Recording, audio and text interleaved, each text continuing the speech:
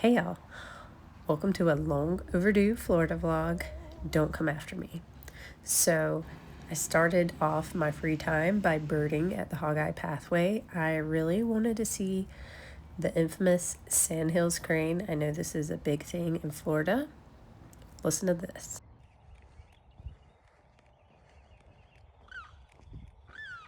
So after I geeked out about that, I finally got to see my sandhills cranes, and it was really cool. They weren't fazed by people. It was near a golf course. That might be why.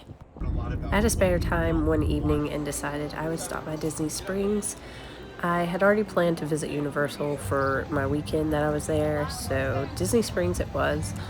Unfortunately, during this trip, I was still dealing with a lot of health issues, and I was very dizzy for a lot of this, so it was really hard to be present and get some of the content I wanted to get and just experience the way I had hoped to. I definitely probably rushed this more than I had really planned on doing, but it was still a fun experience. I went to the T-Rex Cafe for dinner and walked around and explored a few of the shops that were on my list. The Star Wars shop and the Marvel place were definitely on the list of places to explore while I was there, and it was a neat little experience altogether. Y'all, I was so excited to experience Universal Orlando. This was a big bucket list item for me.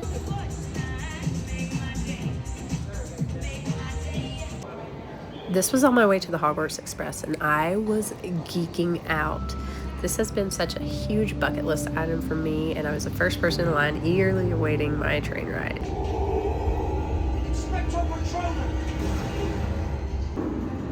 And then I arrived in Hogsmeade Village, and again, absolutely geeking out about the experience and every detail.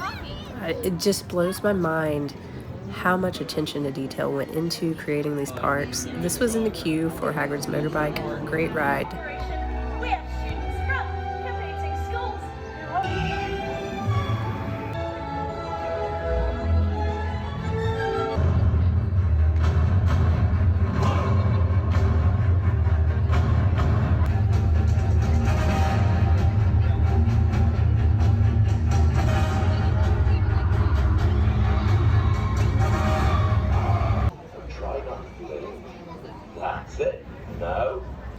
So after that, I did the Flight of the Hippogriff, which was okay. It didn't have a ton of legroom. I probably wouldn't do that one again. Followed that up with the Forbidden Journey, which was a lot of fun, and I was just blown away by the Hogwarts Castle. I spent some time exploring Hogsmeade Village while looking for some lunch. I ended up deciding on a visit to the Three Broomsticks, and I, of course, had to get butterbeer, and it was the cold butterbeer, and it was so good, and I was able to overlook the castle while I ate my lunch. I got some fish and chips, and they were actually quite tasty, and some gilly water. And of course, I had to get the obligatory butterbeer mustache. But the details of this place were spectacular. You really felt like you were in a pub, and I'm just blown away. After lunch, I went over to Jurassic Park, where this was such a bucket list item as well because of the fact I grew up watching these movies and was just eager to explore. They had a lot of hands-on things you could do and check out.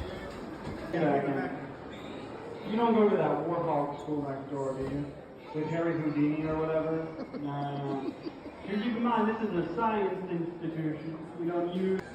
The actors are phenomenal and do a great job of bringing people into the experience and just making it a fun time. After that, I went over to get in the queue for the Velocicoaster, and thankfully I was a single rider, so I was able to get through the line quickly.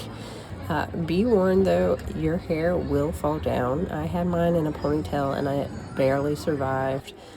After that, I did some more exploring around Hogsmeade, mostly just wanted to stop by Honeydukes before taking the train over to Diagon Alley.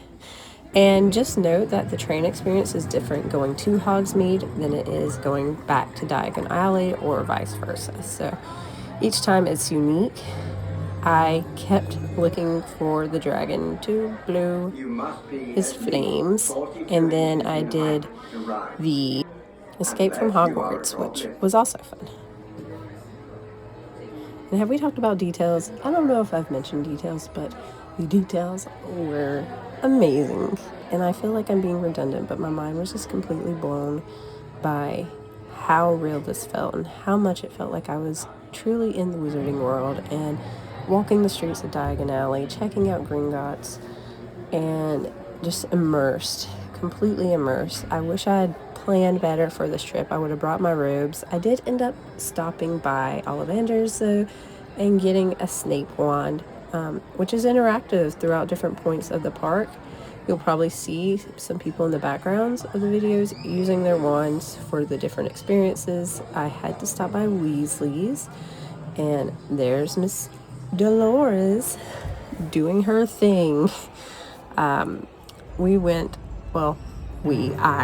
to each and every store, checking it all out, looking at things. I didn't buy a ton of things. I just more or less just wanted to look around, see what was there. I was flying, so I did not want to have a lot of carry-on items, and I plan on coming back at some time. So this was just awesome, and it finally happened, y'all.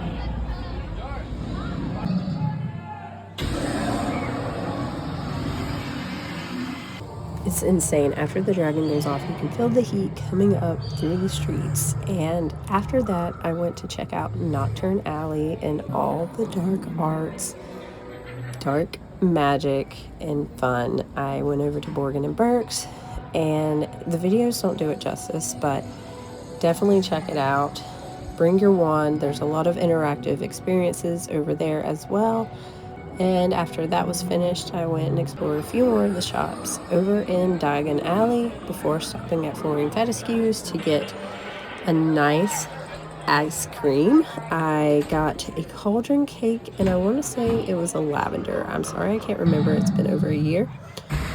And yeah, got to see the dragon again and made my way back to King's Cross.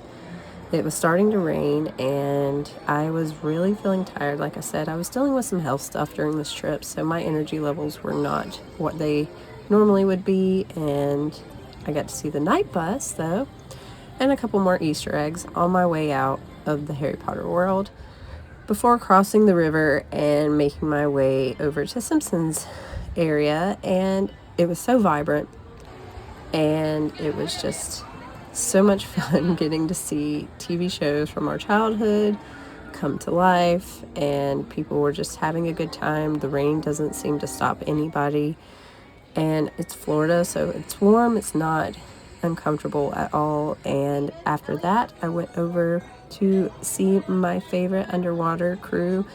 I love SpongeBob. It was definitely one of my favorite shows growing up. And at the end of it all, we made our way out of the park, and then it was not long before I was headed home. Thanks for watching.